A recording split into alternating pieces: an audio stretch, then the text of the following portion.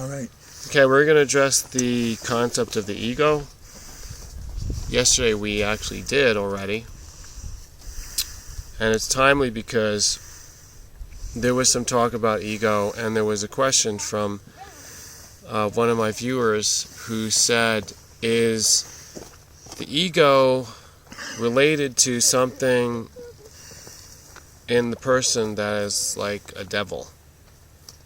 That's, selfishness that they're dealing with. Is it a devil in their soul? Well, Okay. I'd like to say something about that. I feel like the ego inside of us, that's what's attracting duality. And when we look at duality, then we're looking at coming up to the challenge of facing the energies that we do call the shaitan, the evil, the Satan, the consciousness looking to heal us. There goes the devil.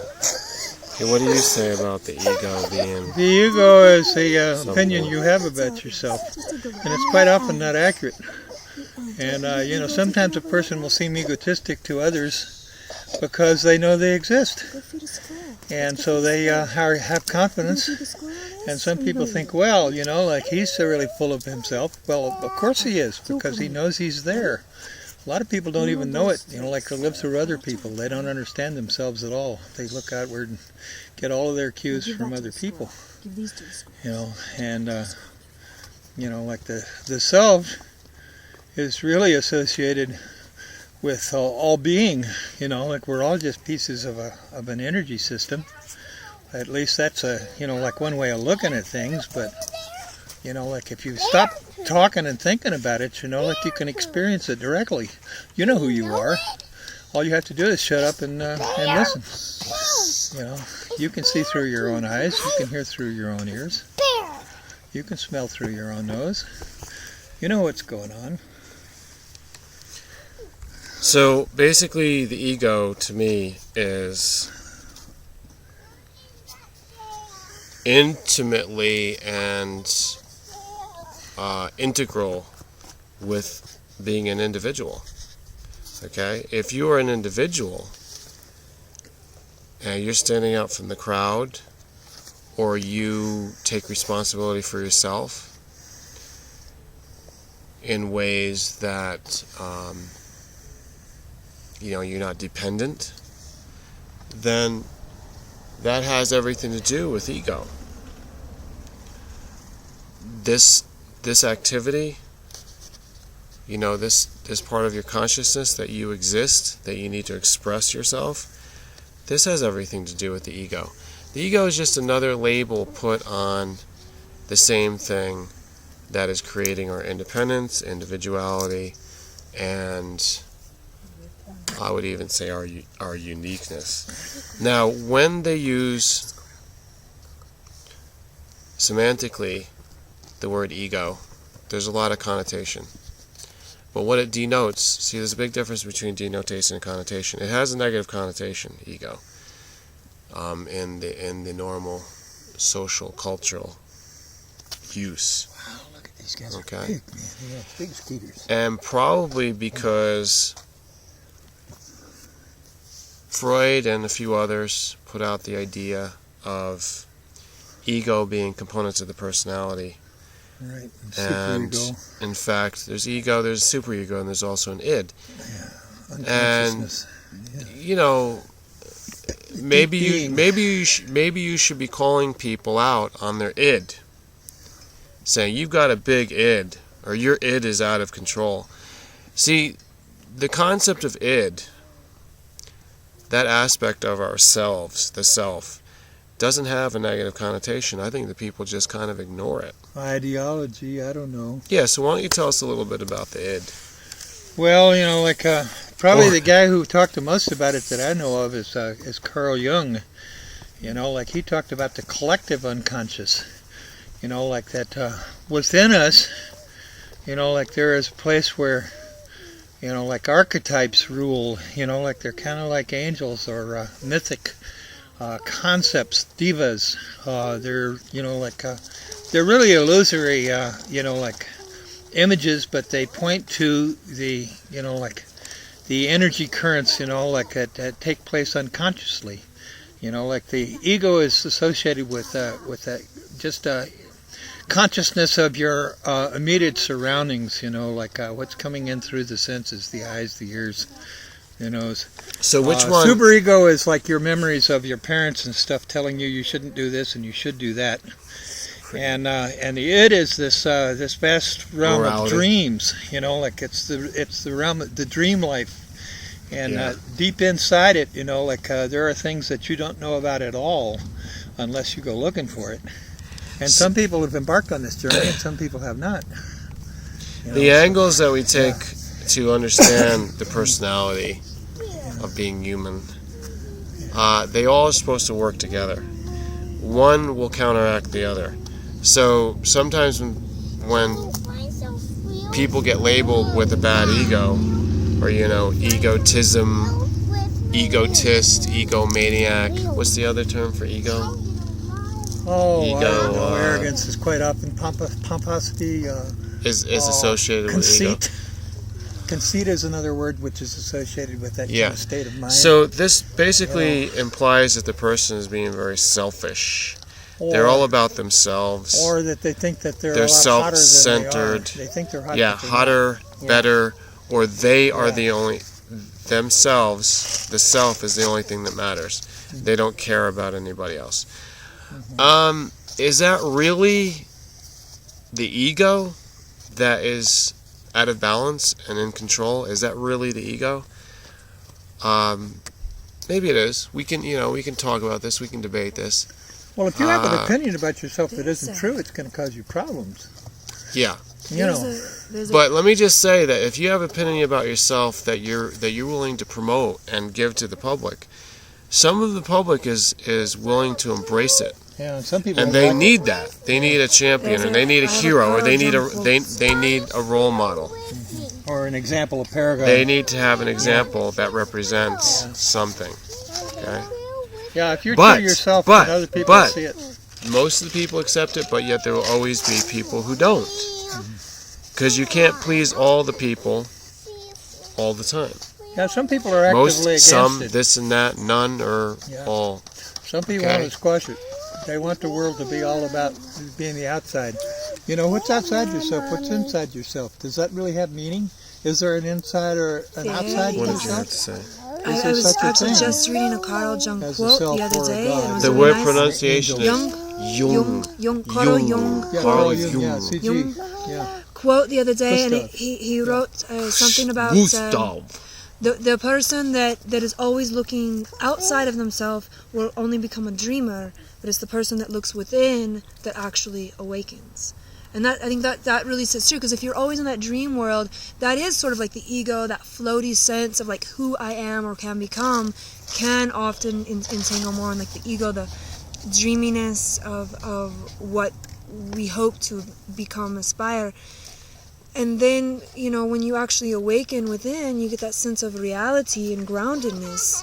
You actually sense yourself as an individual among other individuals.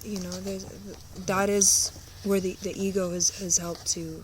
You worked through a lot of your ego issues and boundaries and obstacles and become awakened. There is a point where you need to experience things as they are and not what other people say about it, not even what you say about it. That's one of the big problems, is that people who look out all the time and who don't run away from their inner being, they create these fantastic fantasies about reality, and they call them theories, and they're not real. They're constructs of the human mind, they're imaginary. And what they're always trying to do is to create something that's consistent with events. They want to predict eclipses. They want to do things like that. Some people want to know the real nature of being, and so they're excited by looking outward, because it's just like looking inward. Like it's a marvelous mystery. But like inward and outward at a certain point, like disappear, because the only thing that's real is being. We exist. Well, I just want to say, be yourself. Yeah. And I think some people are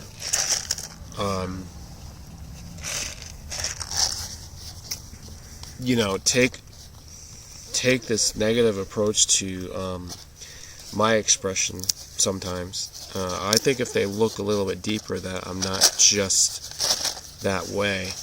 But if it's a first impression, then I'm just trying to bring a certain point across. Right. So you don't want to get too caught up with the messenger. Just focus on the message. Yeah, Because the thing is, that's the problem with the listener.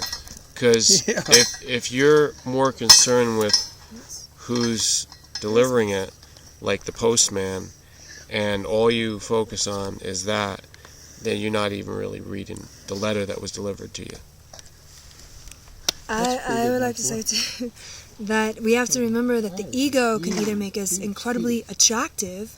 If we look at many people that are in media coverage, it's their ego that sometimes has landed them where they are that we become attracted to. But it's also the ego that can make us very unattractive as well. Do I look like Anderson Cooper to you? Why do you say that all the time? No, but you sound like Larry King. Who's Anderson Cooper? Chickenhead? Larry King? That's what Howard Stern said. Hey, you know what? We all have an ego, just like we have a nose. We all have an ego. Howard Stern. There's a boy with a lot of conceit. That's what. But I don't take Howard Stern that way. I think you have to really have a good sense of humor, and he is. I think he's doing some form of level of satirical commentary. Shock you out of your. Even though he does kind of dwell on the sexual nature of things, which I don't think is that intellectual. He's on TV, sex sells. He's on TV, sex sells. So I talk more about. If I talk more about sex, I might go ahead and get myself a TV show. But all these guys, from Johnny Carson to David Letterman, even David Letterman and Conan and all these people, they have a big ego to get on there. You have to have a big ego. That only means that they are being themselves. They stand up for themselves. They express themselves. They stand out. That's how they got into that position. So, you have to realize, if you're one of those people who doesn't do that, you can't necessarily. Well, actually, no. Here the thing is, I'm going to argue the other point. You can be against it. Because maybe you want just everybody to be like a shade of gray, and nobody should stand out, and nothing should be going on. We'll kill all our egos, okay? How about that? It's just like killing your TV.